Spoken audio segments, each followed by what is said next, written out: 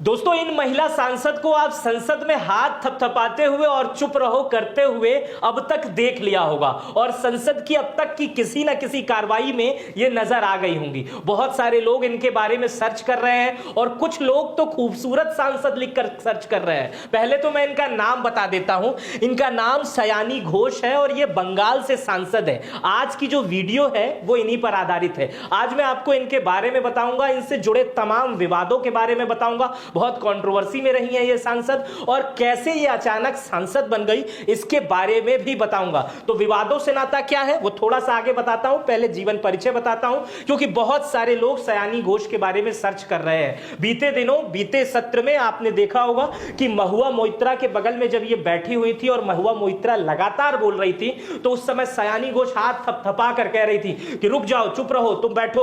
और इस तरह की बातें पहले ही दिन, उस समय तक, अभी तक शपथ लेने के बाद एक बार भी सयानी घोष बोली नहीं थी। तो पहली बार सदन में इतना कॉन्फिडेंट किसी महिला को कैसे आ जाता है और कैसे आखिर इतने बोल्ड तरीके से सयानी घोष बोल रही थी, सयानी घोष। तो इस तमाम विषयों पर बात करेंगे और इनके बारे में पूरी हिस्ट्री, बायोग्राफी बताएंगे, विवादों से नाता बताएंगे, क्या क्या इन्होंने अभी तक किया है वो बताएंगे। तो देर ना करते हुए शुरू करते हैं। पहले तो मैं आपको बता दूं, इनका जन्म जो है वो कोलकाता में हुआ है और 27 जनवरी 1993 को, 27 जनवरी 1993 को इनका जन्म हुआ है और कोलकाता में हुआ है। और दूसरी बात मैं आपको बताता हूं, सयानी घोष एक लोकप्रिय एक्टर के साथ बोल्ड एक्टर भी हैं। अब आप सोच रहे होंगे मैं बोल्ड एक्टर क्यों बोल रहा हूं।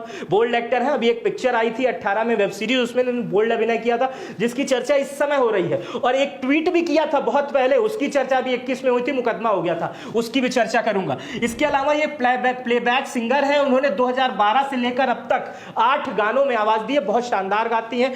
कई, एक एबीपी न्यूज को इंटरव्यू दे रही थी, उसमें मैं इनका गाना सुन रहा था, बहुत बढ़िया गा रही थी। सयानी घोष एक अच्छी टेनिस प्लेयर है, भरतनाट्यम में इन्हें महारत हासिल है। तो मतलब जो गुण है वो कूट कूट के भरे हुए हैं एक ही आदमी के अंदर। अब मैं बता दूं ये सांसद कहां है। जादवपुर एक लोकसभा है पश्चिम बंगाल में, वहीं से ये सांसद है और यही वही लोकसभा है जहां से सोमनाथ चटर्जी जो है कभी चुनाव लड़ा करते थे और ममता बनर्जी ने उनको वहां से हराकर इतिहास रचा था। और ये ममता बनर्जी वाला मैं बता दिया, लेकिन इस सीट से पहले जो सांसद थी जादवपुर से, वो मिमी चक्रवर्ती थी। मिमी चक्रवर्ती भी एक बढ़िया अभिनेता थी, एक प्रसिद्ध अभिनेत्री थी और उन्हीं अभिनेत्री की जगह ये दूसरी अभिनेत्री वहां से सांसद बन गई। मिमी चक्रवर्ती ने एक बार कह दिया था कि मैं इस्तीफा दे रही हूं और मेरा इस्तीफा स्वीकार किया जाए क्योंकि संगठन के लोग मेरी बातें नहीं सुन रहे हैं, ये कहते हुए इस्तीफा दे दिया था। हालांकि ममता बनर्जी ने इस्तीफा स्वीकार नहीं किया, लेकिन अगले चुनाव में सयानी घोष को वहां से उम्मीदवार बना दिया और सयानी घोष लोकसभा जीत गई और आपके सामने में थपथपा रही हैं और बोल रही हैं। तो उनके बारे में बता रहा हूं। लेकिन सयानी घोष के साथ ऐसा नहीं हुआ कि वो तुरंत आई और एक्टर बनी और जीत गई। इससे पहले भी वो चुनाव लड़ी थी लेकिन हार गई। तो इससे पहले कब चुनाव लड़ी थी? फरवरी 2021 में राजनीति में कदम रखा। उसके बाद से वहां विधानसभा चुनाव हुए तो आसनसोल की दक्षिण विधानसभा से इनको टिकट दिया गया था। उस जब टिकट दिया गया था तो वहां से चुनाव हार गई थी। हराया कौन था? अग्निमित्रा पॉल ने, इन्हें बीजेपी की अग्निमित्रा पॉल ने चुनाव हरा दिया था। और जैसे ही चुनाव हारी, हड्डी नहीं, सीधे सीधे टीएमसी की राजनीति में घुसी और टीएमसी की युवा शाखा की अध्यक्ष बन गई। और युवा शाखा के इससे पहले अध्यक्ष थे अभिषेक बनर्जी, उनकी चर्चा भी खूब होती थी अभिषेक बनर्जी की। सीधे सीधे अभिषेक बनर्जी का पद ले लिया और आ गई टीएमसी के राजनीति में। अब मैं इनके फिल्मों के बारे में बता देता हूं, इसके बाद से गंभीर विवादों के बारे में बताऊंगा जिसकी वजह से सयानी घोष बहुत चर्चा में रही थी। इसके पहले मैं आपको पिक्चर के बारे में बता देता हूं।